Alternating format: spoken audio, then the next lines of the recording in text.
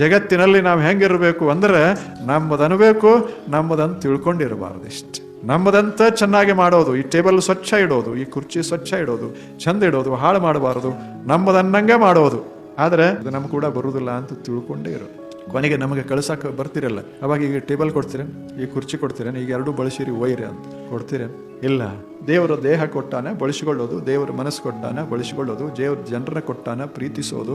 ಹೋಗಾಗ ನಮಸ್ಕಾರ ಮಾಡಿ ನಾವು ಒಬ್ಬರೇ ಹೋಗೋದು. ನೀವು ನಮ್ಮ ಕೂಡ ಯಾಕೆ ಬರೋದಿಲ್ಲ ಅಂದ್ರೆ ಲಗ್ನ ಆಗ್ಯಾನ, ಮಕ್ಕಳಾಗ್ಯಾವ, ಇವೆಲ್ಲ ನಮ್ಮವ್ರು ಅಂತಾನೆ. ಹೋಗಾಗ ನೀವು ನಮ್ಮ ಕೂಡ ಯಾಕೆ ಬರೋದಿಲ್ಲ ಅಂದ್ರೆ ನೀವು ಒಬ್ಬನೇ ಹೋಗುವಂತ. ಅವ್ರೇನು ಬರ್ತಾರೆ? ಧನಾನಿ ಭೂಮವು ಪಶವೋ ಹಿ ಗೋಷ್ಠಿ ನಾರೇ ಗೃಹದ್ವಾರ ಸಖಾ ಸ್ಮಶಾನೆ ಪರಲೋಕ ಮಾರ್ಗೇ ಧರ್ಮಾನುಗೋ ಗಚ್ಚತಿ ಜೀವ ಏಕಃ. ಎಲ್ಲ ಇಲ್ಲೇ ಇತ್ತು. ಯಾವ ಮನಿ ಹೊಲ ಅದು ಇದು ಏನು ನಾವು ಈ ಜೀವನದಾಗ ಬಂದು ಗಳಿಸೇವಿ ಎಲ್ಲ ಇಲ್ಲೇ ಇರ್ತದೆ. ನಾವು ಒಬ್ಬರೇ ಹೊಂಟಿರ್ತೇವಿ. ಆ ದೃಶ್ಯವನ್ನ ಬದುಕಾಗ ನಾವು ತಲೆಯೊಳಗೆ ಹಾಕೊಂಡ್ರೆ ಎಷ್ಟೇ ನಾವು ಇದನ್ನ ನಮ್ಮದನ್ನೋಣ, ಆದ್ರೆ ಅದು ಬಂಧಿಸೋದಿಲ್ಲ.